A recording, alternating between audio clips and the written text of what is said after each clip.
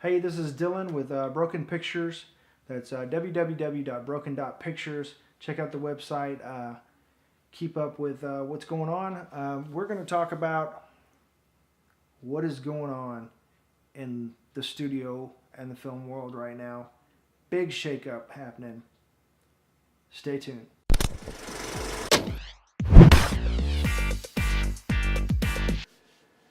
All right, guys. We're going to talk about what's going on with Disney potentially buying up the TV and movie properties of 20th Century Fox. Right now the deal is on. They just need approval from the government basically to make it happen, to make sure they're not going to be too big. Just to kind of show you what we're dealing with, I just went through my DVD collection and my Blu-ray collection and pulled out everything Disney and everything Fox. And this is it. The table actually ends. You can see I'm doing a thumbs up. That's the bottom of the table there. So I mean, there's still a little about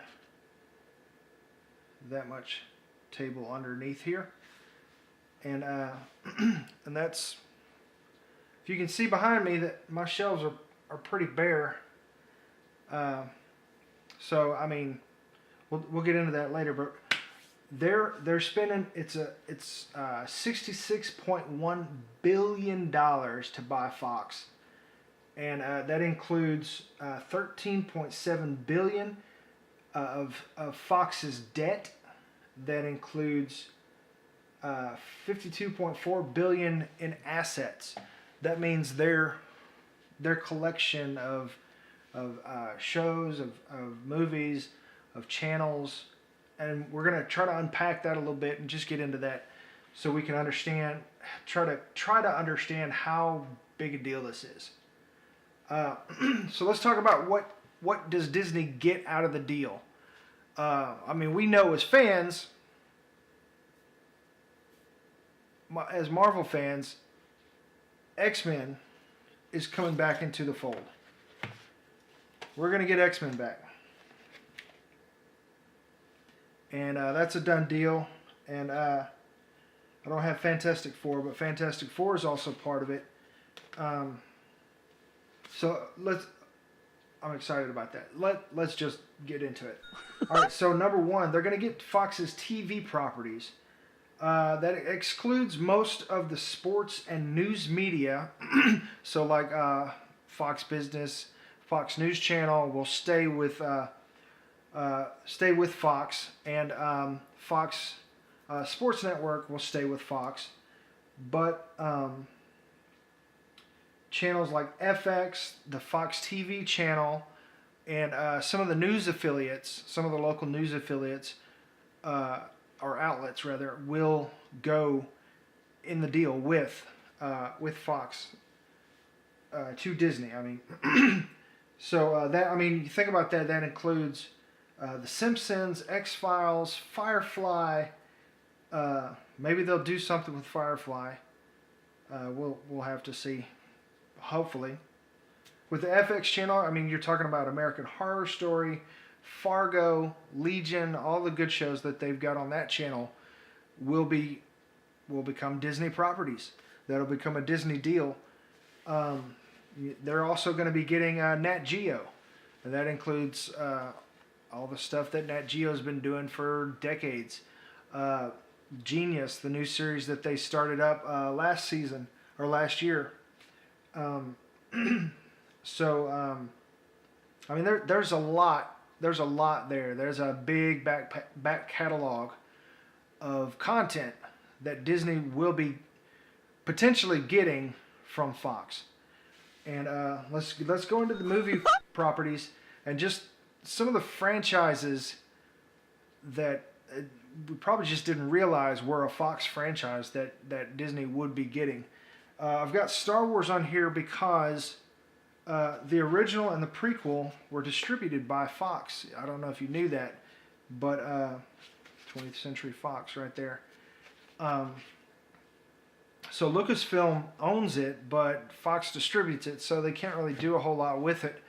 Um, so when Lucasfilm Disney gets it back, we might actually get the original uncut Star Wars back. That is a huge deal. I mean, the Han shot first version. That's a huge deal. So I mean, a lot of fans are excited about that. We're talking about, of course, the X-Men and Deadpool. We're talking about, I mean, there's a lot here over the years, the past, 10, 20 years of X-Men content, and plus what they're doing on television right now with The Gifted and Legion.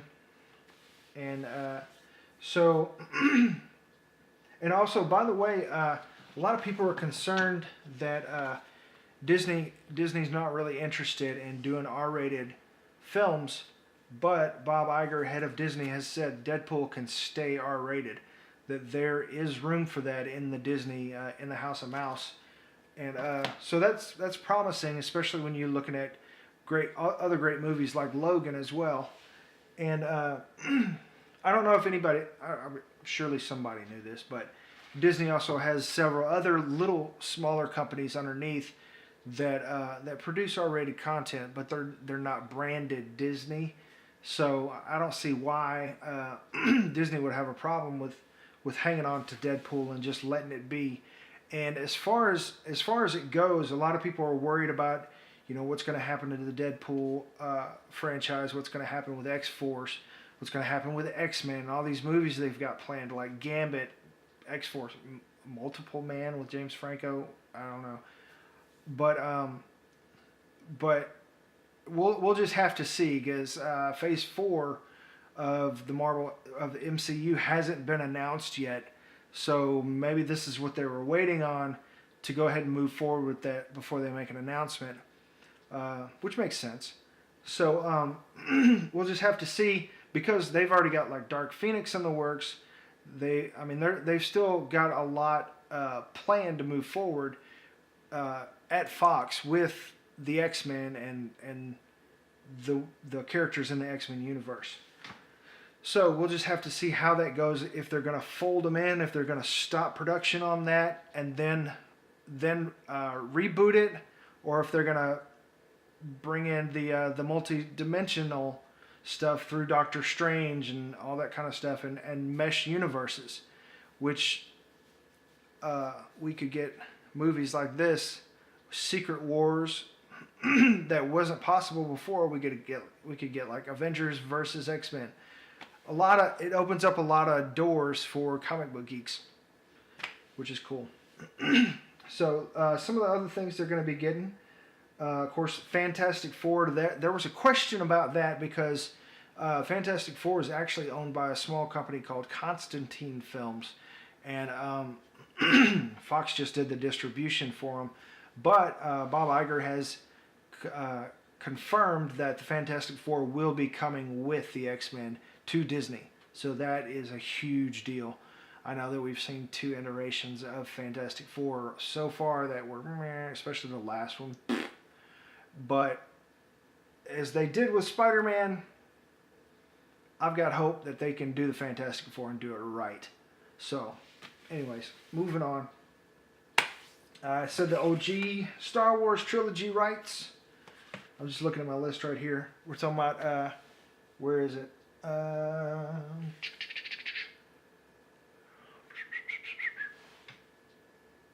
I didn't get it. Hold on just a second. Somehow I missed one of the biggest ones that they're looking forward to making a lot of money back on this, and that is Avatar. James Cameron has 2 or 3 sequels already planned for this. They're looking to make some sweet moolah on that. So let's add that to the stack.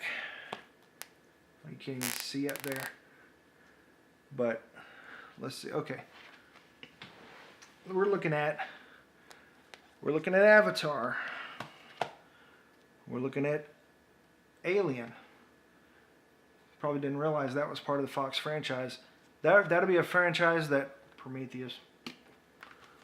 But that's another James Cameron thing that he's working on. Or wait, is this James Cameron? No, this is Ridley Scott. I'm sorry. James Cameron is Terminator. So, forgive my faux pas, my fellow geeks. Anyways, we're looking at Book of Life. I mean, family films like this that Disney already excels in, but don't have a handle on. Like Book of Life, everybody's raving about Coco right now, or however you say it, Coco, or I don't know. Anyways, Coco, and some are, you know, oh, thanks for including the Mexican American people, you know, in the Disney universe. Book of Life did it, and they did it well way before Coco. Anyways, so now it's going to be possibly part of the Disney universe. And if you haven't seen this, this is a really cute family film. Die Hard. There's a lot in this one, and it's dormant, and hasn't done so well in the past couple of movies. But, I mean, Reboot City, maybe. I don't know. We'll see. Fight Club, if you could see that. There's already Fight Club 2 comic going on. I don't know, have they reboot that or what? I hope they don't. But if the comic's any good, maybe we'll see a sequel. Gone Girl, Independence Day.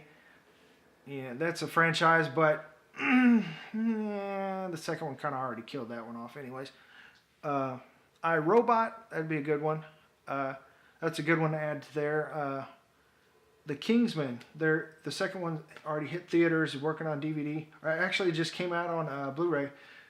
Excuse me, and they're already working on a third one. So that's another franchise that Disney would be picking up. The Martian is working on a sort of sequel, kind of like based in the same universe. We'll see. I don't know too much about it already. But the Maze Runner, the third one's going into theaters soon. That's another franchise that Disney would pick up. We're looking at the Planet of the Apes franchises. That's another thing that Disney would pick up. Predator, of course, that's along in the Alien universe.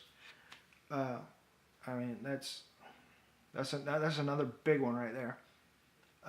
Peanuts, the rights to Peanuts anyway, that's a pretty big deal. Rio, that was a pretty good series. That's another kids. Taken, that's one that people probably don't think about. We're looking at Revenant. We got Empire Records. The Fly, that's an old school good one. From Hell, blah blah blah blah blah.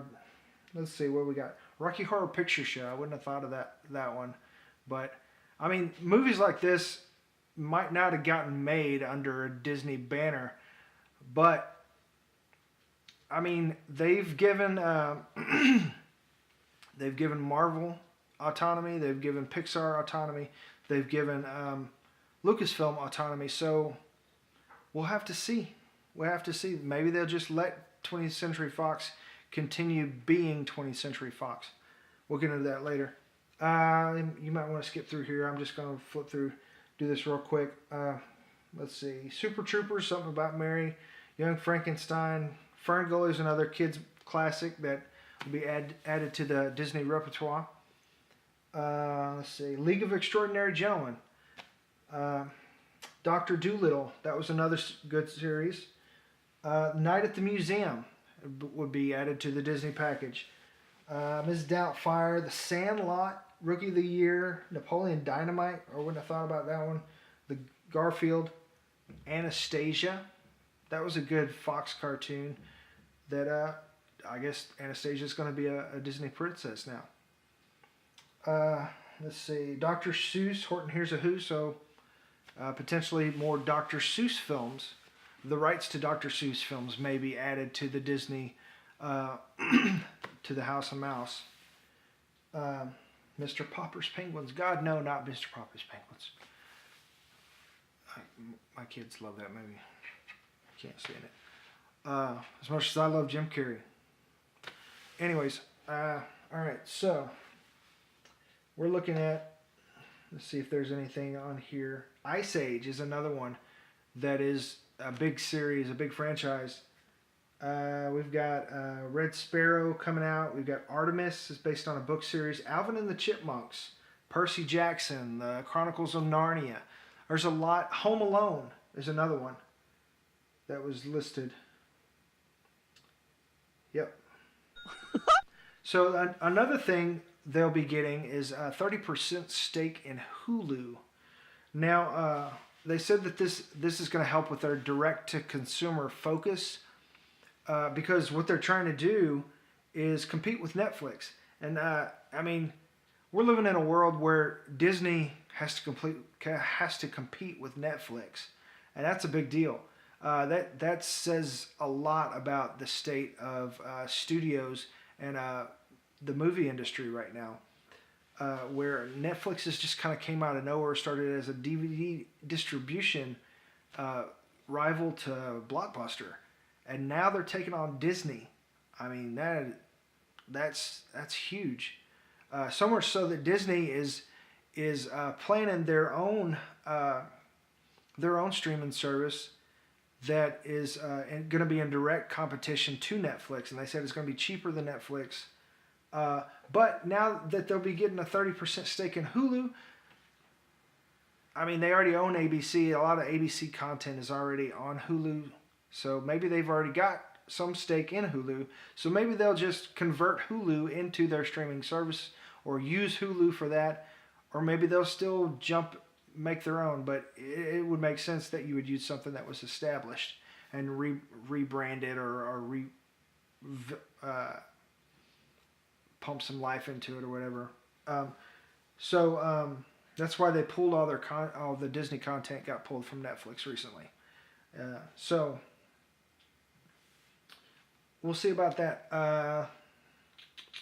Number 4, something else they're getting. All of Fox's regional sports outlets will be going in the merger, and that Disney owns ESPN, so that'll give ESPN a more local reach rather than a worldwide or national reach like they have now.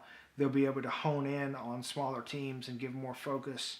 So that's a big deal for ESPN right there. As far as international reach, they'll be picking up Fox's Sky that reaches, I want to say, over in England and Britain. England and Britain is the same thing. Anyways, over in the United Kingdom, the Sky Network is a big network over there. And something else to do with Asian countries that's going to give them a big foothold with that, because Fox has some interests over there that they'll be picking up. Although I'm not clear on the details on that. So a lot of people... another thing is a lot of people are worried that this is bad. This is really bad. They said, okay, well, I think I heard something about, what was it, like, it was a pretty large number. It was somewhere in the 40% of the movie industry that Disney would own after this point. I know that a while back AT&T tried to merge with, I forget what they tried to merge with. I'm talking off the top of my head right now. I didn't look it up. But and it was rejected by the government because it was too big of a merger, that it was too close to a monopoly. So a lot of people are kind of worried that this is edging towards that in the movie industry. And a lot of writers, a lot of content makers out there are concerned because one less buyer out there is bad news as well. And I mean, think about Fox Searchlight. They're known for taking risks. I mean, look at some of these movies like Super Troopers, Something About Mary, Rocky Horror Picture Show. Those movies might not have gotten made by Disney because Disney. I was reading somewhere that if Disney was a baseball team, then every one of their players is a home run hitter. Every one of their players is top of their game. They don't play around with minor leagues. They don't put out stuff that's risky. they get out there and they play to win, and that's it. And so like some of these more risky ones that turn out to be cult favorites might not have happened under a Disney regime. And think about Deadpool, Logan, the new movie, the new Guillermo del Toro movie, The Shape of Water, about a deaf janitor and a fish man falling in love. That probably wouldn't have happened under Disney, unless they're going to continue to give Fox and Fox Searchlight their own, keep their autonomy. Some people are concerned that this is going to kick off a studio arms race, because Disney is becoming so big that other studios are scrambling to keep up, and they're going to start trying to buy up stuff, and that lessens the options out there. Right now there's 6 large studios that are running the joint, and Disney's picking one of them up. And so I mean, it's concerning a lot of people. So to just kind of give you a little idea of how this is coming together, we've got a bunch of Disney titles right here, and then Disney buys Pixar. So we add them to the stack.